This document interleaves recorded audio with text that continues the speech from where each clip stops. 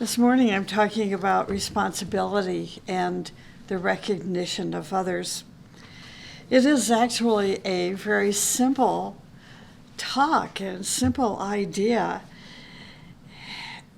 and yet for me anyway, when I look at the world and see how the consciousness of people are, let me use the word diminishing. Their sensitivities are diminishing. I think it's a wake-up call for us. So, responsibility and the recognition of others. Let me begin today's talk with the words of the Master. He talks about the importance of caring for others. Now, in the verse, it uses the word solicitude. And solicitude means care for or mindfulness, either way. So I've kind of interspersed the word care with solicitude, so it makes more sense to us, at least to myself. The Master M says, does having no cares benefit humanity? Some confuse having no cares with reliance upon hierarchy. They hold that because they have been incarnated here, and someone must be made responsible for them. Isn't that interesting? But the great service is great solicitude, or care, or mindfulness.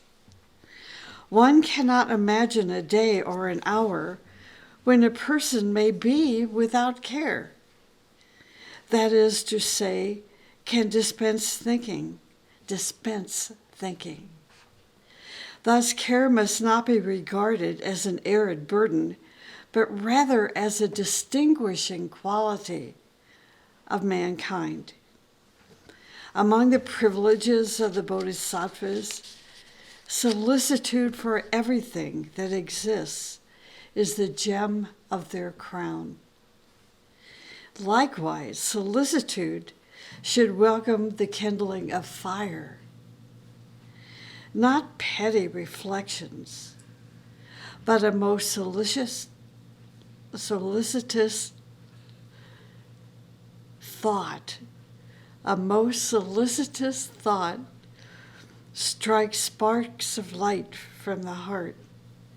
It is unwise to avoid cares, for one must make haste with the fires of the Spirit. Those who fear cares with responsibilities reveal but meager accumulations. The experienced wayfarer says, "Burden me with care when I enter the beautiful garden." The person who has received the gift of thinking has accepted not the least of these responsibilities. It has been said that the smile of a rich man is of slight value, but the poor man who has retained his smile will become the companion of God. Isn't that beautiful? Yeah, I just love that. My advice is, he says, that you realize the number of cares cannot be lessened. Only thus do we realize that joy is a special wisdom. And that's from Fiery World, Volume 1, paragraph 522. And then from Supermundane, The Inner Life, Book 1, paragraph 194, it says this, very powerful. The nation's leaders and judges should travel the world and learn to understand people before taking up their responsibilities toward their fellow citizens. I could not help but think about, when I read this verse, to think about a time when I was in Sikkim, and we were in a small village, and we were walking down, there were 4 or 5 of us, we were all walking together down this dirt road. And I happened to look in a person's home that was a straw hut, literally a straw hut. And they had a Singer sewing machine, a treadle sewing machine. So there's no electricity was needed. And it just seemed out of place. It seemed extraordinary. And then along the same dirt road, on either side of the road, were vendors selling their material, their cloths, their material. And the material was laid out on the dirt ground. So there was one English-speaking person there, and I was talking to them, and they said, be sure to see the house that has the most wealthiest people in our whole village. And it was the house that had the Singer sewing machine in it. They did not know that they were poor. They had a Singer sewing machine with a treadle pedal. It's very interesting. So the verse goes on to say, they must search for the source of their happiness. The nation's leaders and judges must search for the sources of the happiness in culture. And they will learn that few live in contentment. I also couldn't help but think of Greta Thunberg, who is traveling the world. And not by plane, but by boat. And this video that I just recently saw her in, she was so sick. She was so seasick. I mean, she was really ill. And I thought, God bless her. But she is drawing particularly young people to her that are establishing the responsibility of thought. See it? Taking care of being concerned about the needs of others. And rather than sitting in an office from a Capitol building surrounded by people of power, this very simple young lady is traveling the world, and she's not even 20 yet. Good examples. It gives us hope. The sense of responsibility in a person is a sign that he or she is advancing toward spiritual achievement. Sense of responsibility. A sign that the person is advancing toward spiritual achievements. Without this sense, a person does not have direction and usefulness. So you can see in this instruction, even though it's very simple, it is very powerful. So we ourselves, as spiritual beings, spiritual people, we must ask ourselves, do we have this innate sense of responsibility? Are we responding to the needs of others?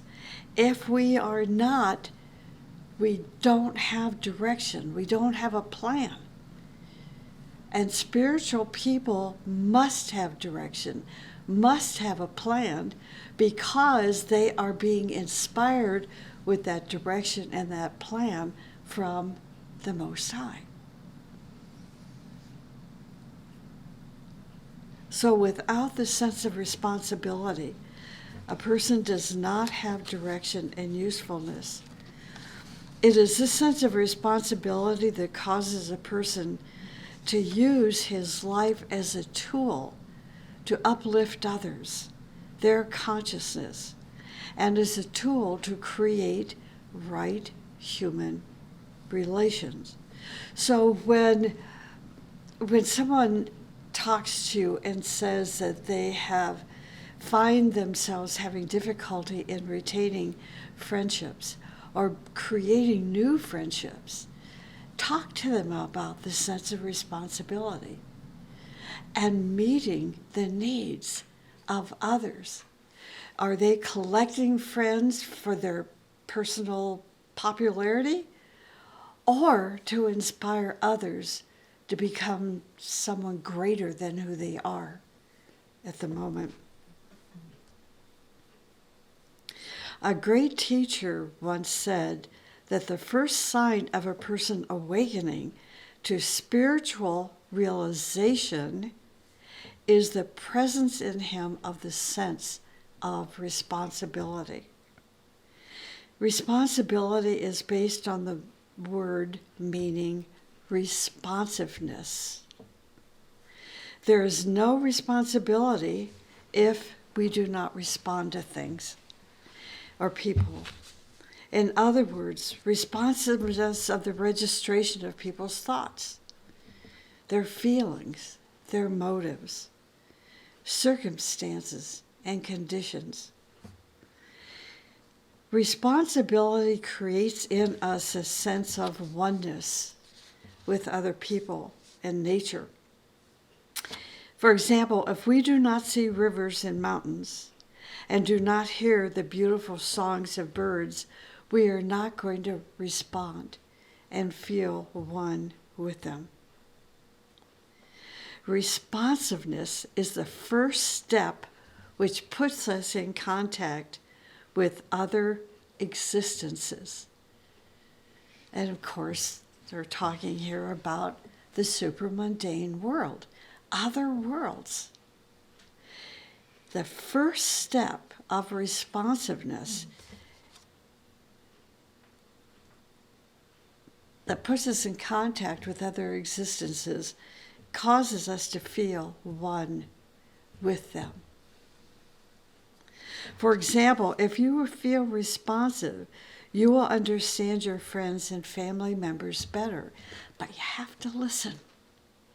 You have to listen. You have to set your own opinions and prejudices and sense of all importance and all knowingness. Set that aside because it's part of you. You know, it's an inherent part of you. What isn't yet inherent is your responsiveness to that other person so that you can understand them better. As you understand, you're going to analyze more. And eventually, you're going to know that person better. That's creating right human relations. Responsiveness is a device that brings us closer to that which we are responding. The word responsibility is based on the idea of responsiveness. You cannot feel responsible if you do not respond to people or to events, to ideas or plans. To be responsive, you must have increasing sensitivity or the power of registration. So, for example, let's take this conference that we have coming up in, oh my gosh, about 6 weeks. The theme of the conference is Thought in the New World.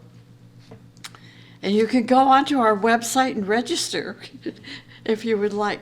But taking this idea of responsiveness, you cannot feel responsible if you do not respond to people or events, to ideas or plans. It is like taking with this conference and the committees and the people involved that are going to be speaking and lecturing, if they're not responsive to the plan and the ideas that serve the foundation and the circumstance and the purpose of the conference, then they're not going to be in harmony or in alignment with that purpose, with that plan. That means they're not going to have their tasks done in time, within a time frame. They're going to prepare their lecture at the last minute, and we have not just individual speakers, but 2 or 3 speakers that are going to be presenting ideas like from some of the translation work we've been doing, the diaries of Helena Rourke, and a book called The High Path that are discussions and communications between the master and the Rourkes. If they're not in rhythm and responsive to the needs and the commitments and the timing and the harmony of the conference, the plan will disintegrate. Just like the plan of your life, for your life, and the purpose for your life is going to disintegrate if you're not responsive to that energy.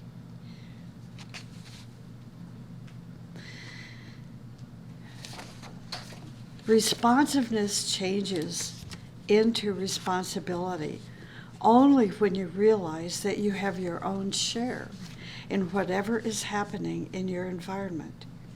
Usually, such an awareness comes when you make a contact with your teacher or the energy of your higher self.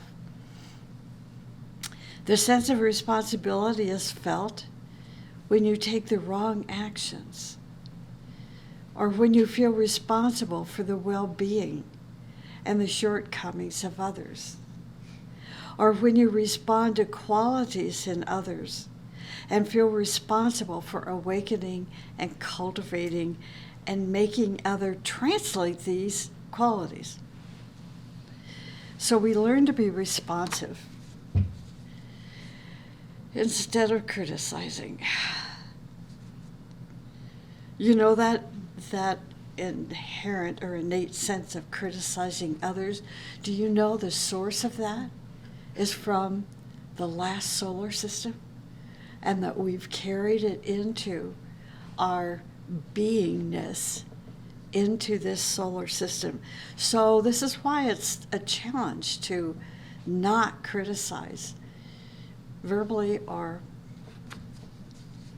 in our thoughts.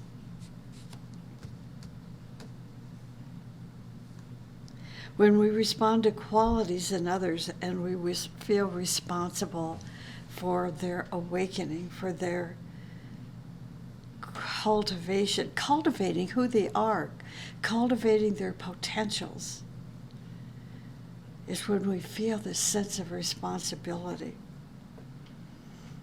For example, there's a sense of responsiveness when we recognize the talents of others.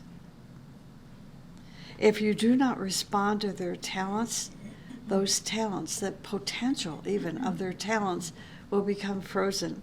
For example, this is an amazing story that I read in the teaching. For example, a young girl was trying to be a ballerina. Now, that for the story, that little girl could be a linguist, a poet, or a musician, a speaker, a lover of nature. So don't just focus on the fact this little girl's a ballerina, but in this case she is. Her parents were very cold toward her dancing. They did not respond to her talents, and she began to use her talents toward destructive ends. The parents said, "We did not do anything, like pole dancing, things like that." The parents said, "We didn't tell her to dance or not to dance. She's responsible for her condition, not us." But you see, in a subtle sense, her parents were responsible because they did not see the talent of that beautiful little ballerina, which she could have become. They did not nourish her talents. Once you respond to another person's talents, you feel responsible to cultivate and to encourage those talents. The other day, I received a letter from a young man who lives in Rome, Italy. I had never met him prior to receiving his letter. In his letter, he told me about his life, his personal life, and his group life, and what his group was doing. And then in the end of his letter, he wrote, "I liked your phrase, stay in contact. Communication is the basis of our work." It was then that I learned how he knew of me. He had read one of the volumes of the Sunday Talks on the Ageless Wisdom. You can imagine the joy I felt to learn that somebody was inspired by that book. It is only by recognizing the talents of others and working with them to manifest and to cultivate those talents do we find that, listen, this is so interesting, in recognizing the talents and helping to cultivate the talents of others, we begin to recognize corresponding talents that are sleeping within ourselves and bring them to the surface. So this is why jealousy and indifference are types of crimes and even sins. So to ask yourself, to what degree have you recognized talents in others over the course of your life?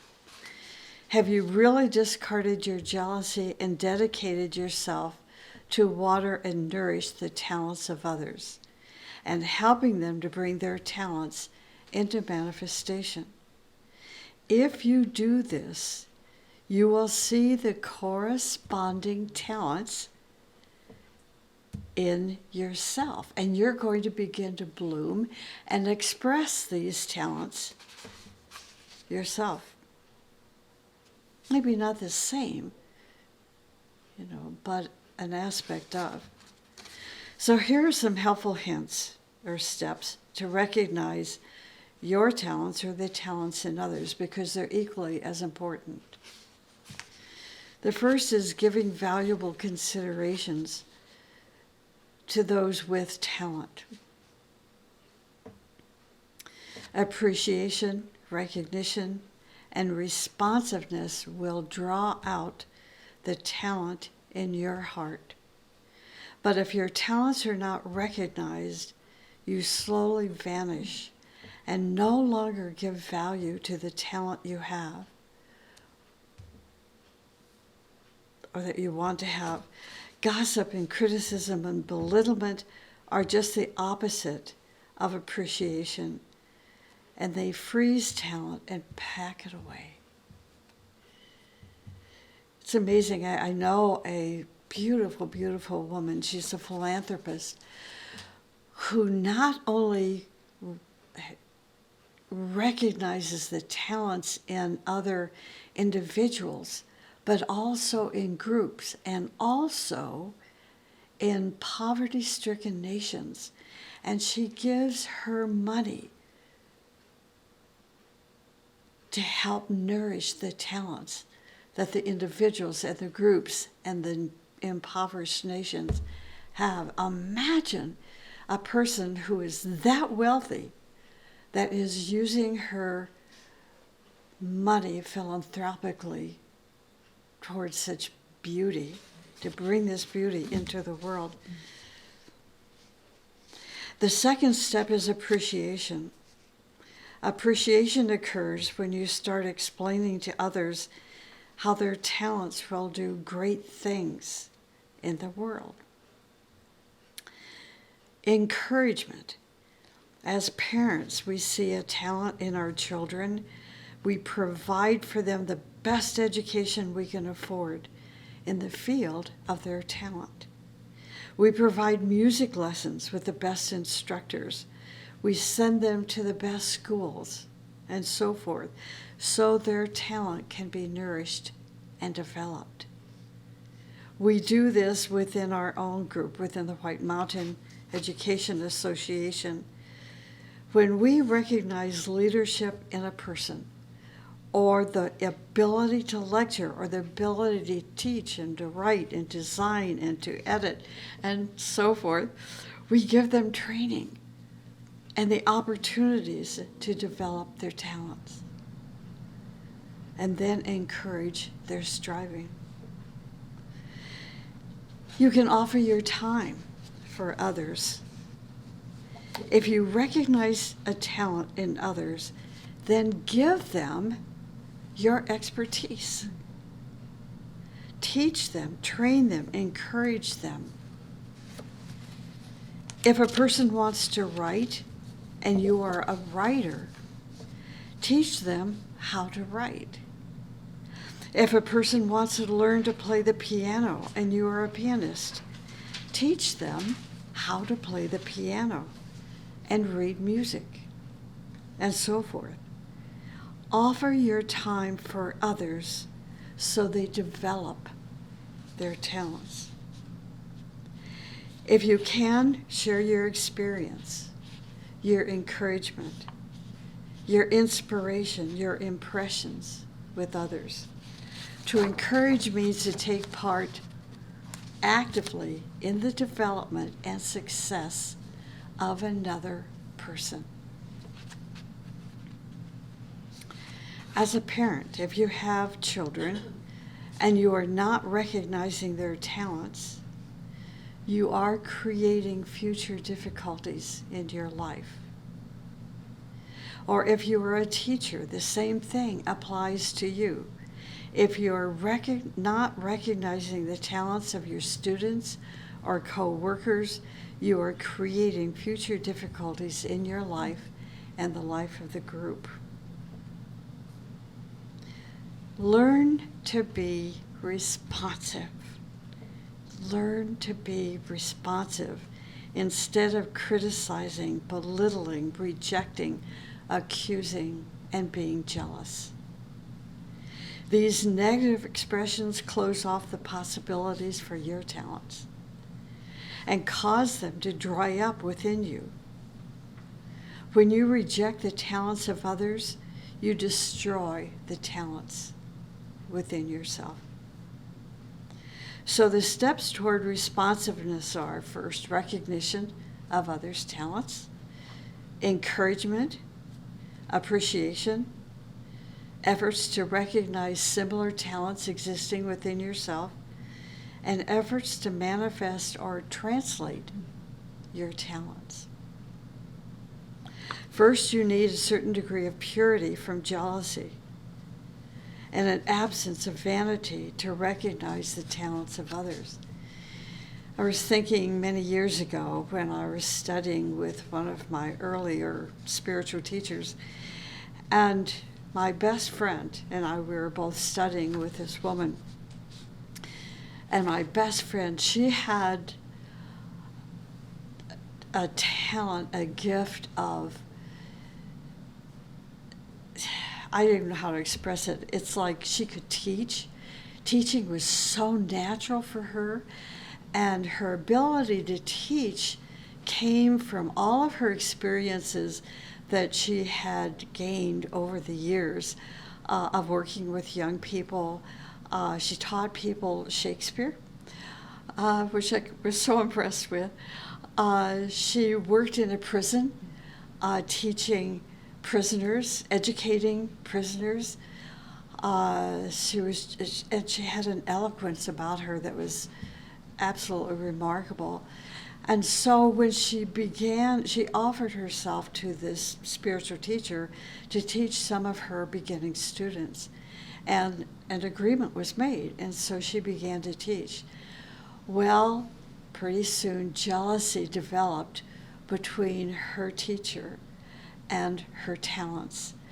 And it wasn't but maybe 2 years into her process of teaching this teacher's students that the teacher then began to negate her, would remove her, or would replace her. And it was so shocking to me because it diminished the value of that spiritual teacher. And this really spoke to me. The idea, if you develop and recognize the talents in others, encourage their talents, nourish their talents, it's going to do the same for yourself. So there's no reason to be jealous. Every reason to feel gratitude to have a co-worker that is that beautiful.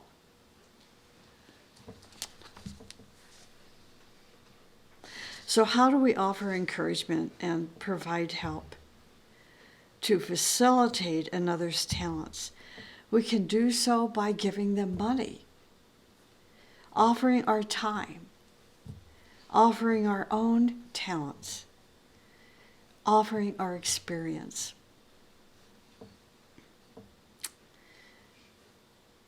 We can appreciate other people's talents verbally.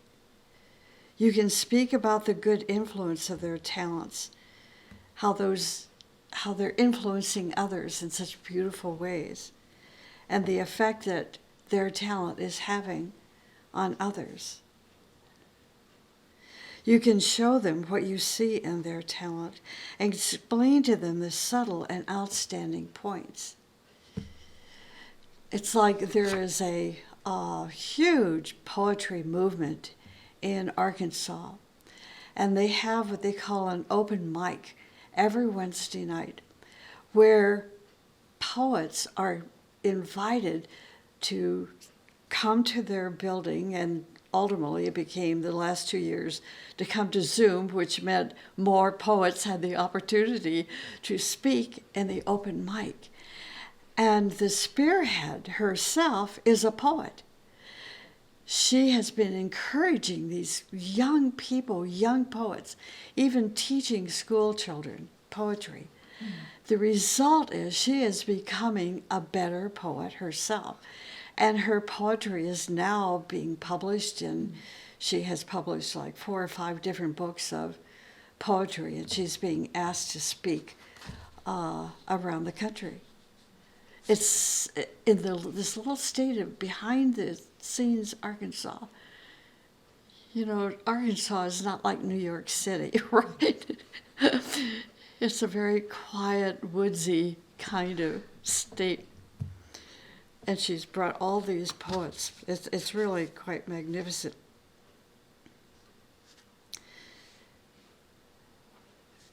To recognize similar talents existing within yourselves, to recognize in others, there must be efforts to manifest and translate your own talents. Otherwise, you're going to suffocate. So there has to be a reciprocity.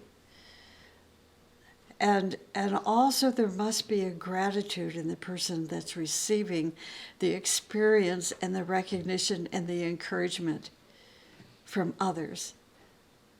The recipient must be grateful as well.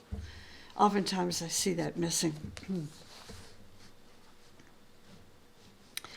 We must feel responsible to others and to try to call forth their talents and help them manifest these creatively and constructively.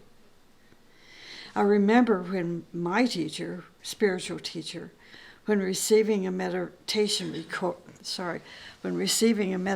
report from a course lesson from me, told me it was an important document that others had to learn from, and to publish it in White Mountain's monthly publication. That one action gave me the encouragement to do further writing. Another time he heard, and let me say this, is that my dear friend that was so undermined by her teacher, she would come over and we would sit in my house and she would teach me grammar. She would teach me how to write. And I would write an article and give it to her, and we'd work through it together. Without her, without my teacher's encouragement, I wouldn't be doing what I'm doing today. And I am so grateful to them. Another time, when my teacher heard some of the music I had composed, he asked me to put some of his poetry into music. Can you imagine my joy? Being unresponsive to the talents of others freezes the talents of others, but actually you are attacking them directly. It is a crime to show indifference or to express any attack on talent because of jealousy, fear, or vanity. It is a more serious act not to see, recognize, or appreciate the talents of others. Irresponsiveness to the talents of others is a sign that your heart is dead, that you are engaged in destructive actions, that your past karma has blinded your vision and recognition, that you have no talent yourself, or you are obsessed or possessed by those who are against progress and beauty. There are people who have great talents. This is also a very important point to think about. There are people who have great talents or who are geniuses who, in spite of indifference toward who they are and their genius, continue their creativity and achieve great heights. Such people have their source of inspiration in the higher worlds. Encouraged by great ones and appreciated by them for their creative labor, these people will be immune from attempts to discourage them, as my friend was. She was disappointed. She felt uncomfortable with the situation, but she recognized her value, her worth. When a creative person has contact with the higher worlds, all worldly indifference to their work and various attacks make them achieve greater depths of creativity. This is done in such a way that in future incarnations, they produce greater fruits of labor. It is not easy to be recognized in the higher worlds and to be inspired by the great ones. You must work hard and prove your talents and also demonstrate your sacrificial nature. You must first be recognized and loved for your service. Then, in another incarnation, you will be recognized by the higher worlds. Every human being has divinity in him or herself, and that divinity can be put into action only through admiration. Isn't that interesting?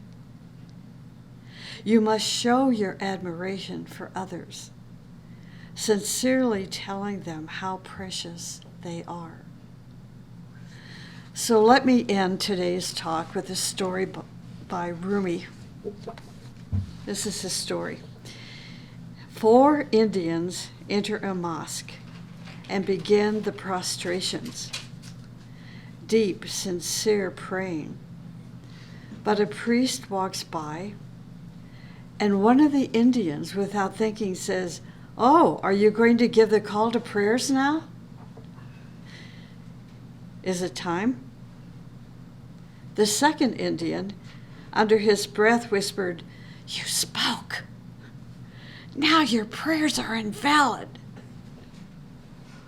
The third, "Uncle, don't scold him. You've done the same thing. Correct yourself." The fourth, also out loud, said, "Praise to God, I haven't made the mistake of these 3.